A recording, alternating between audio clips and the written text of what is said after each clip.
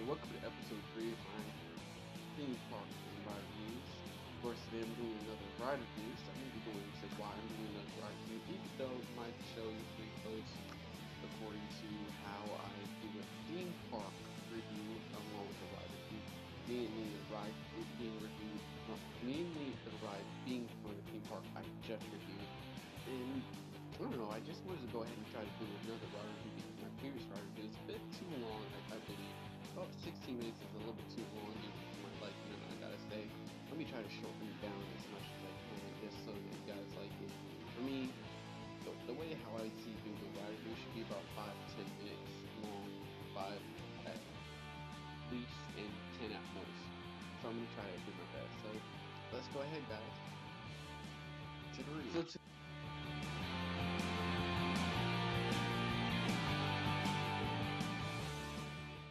Just do another ride review because I felt that once again my previous review, the Amazing Adventures of Spider-Man review, not the Alan's Adventure review, but that one I'm gonna try to redo again, possibly by maybe episode 4, episode 5. I'm gonna try to do another theme park review and try to do it best as I can. Best as I can. I'm gonna choose a park and see how well I can do it. But I wanted to do another ride review because I felt that 16 minutes was a little bit too long. I want to try to get between 5 to 10 minutes. 10 minutes at most, and 5 minutes at least. I think 11 is still kind of my cutoff time, but I'll deal with it. So, anyways, without further ado, let me just go ahead and do this review, which today's review is going to be on the Incredible Hulk Coaster, situated in Islands of Adventure in the Marvel Super Islands. That is a high-speed roller coaster, topping at speeds at 65, and launching at a speed of 40 miles per hour from its launch area. It's a launch coaster that's powered by tower-propelled launches, and it's actually powered by its own generator, fraction, a very small fraction of the Orlando power supply, because one of the reasons why is because if the ride was running on normal Orlando source of energy, it would be actually blacking out the whole entire city each time the ride would actually propel itself. Back in 1999, I guess, before the power grid was actually, there's a total of 3 trains that actually are being launched. 3 trains on the track, so each 3 trains that pass by throughout the hour can do a lot of damage to Orlando, Florida. Now, the story of the ride is that you are volunteers in Bruce Banner's biggest experiment to actually find a way to stop him from becoming Hulk. You, being the volunteers, are going to Bruce Banner's laboratory, i.e. the Q area, to be that test of it for him, to see if the gamma core chamber, which is the rocket chamber, where it looks like the ride's taking off like a rocket, that's basically the gamma core chamber, and we're supposed to be going through the process of seeing if this experiment would work, and the idea of it is to see if we don't turn into the Hulk, or a version of the Hulk in this case. Of course, not everything. Now, what do I think about the ride? I think that the Incredible Hulk Coaster is actually a really fun roller coaster, really good. I suggest if anybody goes to Islands of Adventure or Universal Studios Florida, they should go ahead and head to this ride right when the park opens. So if you when you go there, you're kind of like first in line just to get onto the ride, because this ride tends to get packed, mainly clocking in at 60 minutes, a 60-minute wait if you're not going in the single rider's line. And trust me, it's not the best wait ever, because the fans don't really do much work. There's not really any good air conditioning inside the building. Matter of fact, it doesn't even look like Bruce Banner's laboratory, if I actually have to tell you. That's one of my most hated parts about the attraction itself, is that the queue kind of sucks. As for the roller coaster itself, the roller coaster I have to say is a 10 out of 10.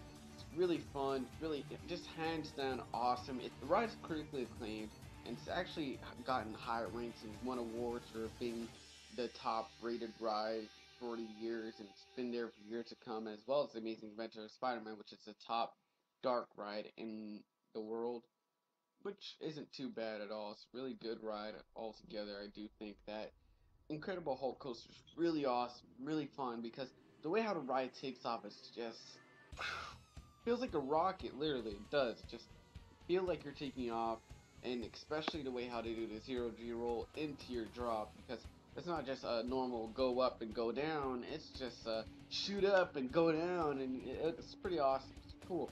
Plus, I like the iconic phrase that begins in part of the ride, because anytime you go onto this ride, that iconic phrase, you'll know this iconic because that phrase will stick into your head over and over again, because you know that's when shit gets real. And I usually say I don't usually want to curse in this series, but in this case, I just have to, because literally shit gets real. The ride actually starts off pretty slow for a second while Bruce Banner is saying, "Everything looks good. I I think this time it's gonna work." And this computer voice just says, "Nope, things are not going well right now, Bruce. I think we're about to go Hulk mode on this thing right now." And the ride just shoots out of that chamber, and it's just mind blowing. I think the roller coaster is really good. I think it's a really fun attraction. I don't really say it's one of the best roller coasters ever, because there is better roller coasters than Incredible Hulk Coaster. However, I do think that this deserves a top spot, one of the top roller coasters in the world, as it is already right now. It's been high up in the ranks for a while. I think right now it's around 47, 48, which, yeah, it's pretty low, but at least it's in the area.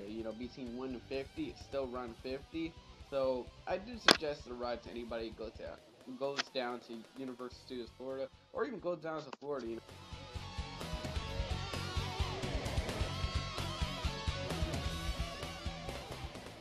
So my rating system usually works like this: 10 being Disney quality and 1 being piece of shit. I'll get into those rating systems in another video. Right now, I'm running on some time. So, what do I give the Incredible Hulk Coaster? Despite it having a really horrible queue but a really awesome ride, I give the ride an 8.5 out of 10. It's good enough, but it needs some more work. And I'll give you the reasons why. The roller coaster is awesome, especially when I actually went on the ride. I thought it was really cool how they did the actual chain lift up, even though it's not really a chain lift at all. It's just powered by tires. It's just tire propelled. I liked how everything kind of worked on cue, and I thought the ride was pretty awesome straight from the beginning on. From the beginning all the way to the end, and I thought the ride was really spectacular and embodied the Hulk. From the way how the ride begins, from how it feels like every beginning part feels like adrenaline rush and rage, and also just fear just going all throughout your head during that first Cobra roll and loop, and also the Helix bank turn. You really start feeling that there's a lot of power and adrenaline going straight through you. Well, the rest of the ride feels like a lot more calm down section. It feels like you're going through the process of becoming and also going back to normal from the Hulk and back to human. And I thought that was a really cool part of the ride. However, I do still say that the queue area of the ride is horrible. As back when I first rode the ride back in 2007 and on, I believed straight and head on that the queue area was just a place that would shade off the sun. Mostly, everybody's down. Nobody really wants to stand out in the hot sun waiting for a roller coaster. And the fact that I thought this was just a pretty spectacular shade, I wasn't expecting it to be Bruce Banner's laboratory. But finding out that it was Bruce Banner's laboratory, I was kind of underwhelmed by just reading it right here, because I was hoping that it was just a normal canopy. And the story was just pretty lackluster all from the beginning of the ride, because even from the beginning of the ride, I could say, yes, I was completely confused for what Bruce Banner was talking about when he says everything looks good. What looks good? What's this chamber all about? I really didn't know the story of the ride. And even though they have televisions telling you who the Hulk is, and of course what the gamma core chamber is, and why he's doing it, and what he's doing it for, it's really hard to hear over about 1,000 people speaking while you're waiting for the ride. Sure, there's speakers everywhere, but it really doesn't tell the story. For me, I do suggest that if Universal can and will, I believe that Universal Studios should just go ahead and try their best to try to reinvent and redesign the whole entire queue area, considering that it's supposed to be Bruce Banner's laboratory. I would like to see Bruce Banner's desk. I would like to see Bruce Banner's past experiments and new experiments and experiments that he wants to try out that he used to get rid of the Hulk. I would like to see something that how Bruce Banner got the Hulk inside of him, the machine that did it, because mostly all the attractions in Marvel Superhero Island is themed off the 1990s series of the same name of the Incredible Hulk or the Amazing Spider-Man. They all were based off of the 1990s series. However, I just do think that the ride is extremely terrific, but the queue really needs some redesigning. So Universal, if you're watching this, please redesign a queue, but don't close down the ride. All you have to do is just put in a temporary queue for most guests to wait around in, so people just go straight into the ride and still enjoy for what it is. But just reinvent the bottom queue leading up to the top queue. That'll be perfect if I actually have to say so myself. So that's my suggestion.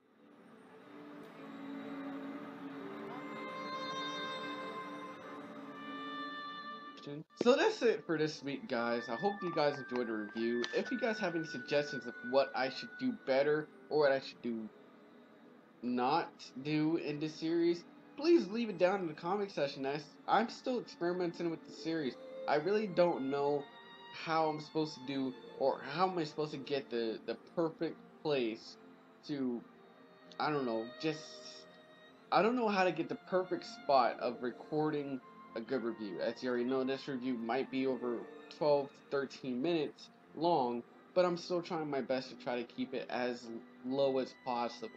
However, guys, if you do like the reviews and do want to see more, subscribe to see more, as I'm going to try to get this series to come on every single Monday or possibly every single Friday. Most likely every single Friday, but everybody's on Friday, so I might do it as a Monday thing, as people usually think about vacations on that day anyway. So, I'm Taylor Keys Your Wait, hoping to see you guys later. Peace out.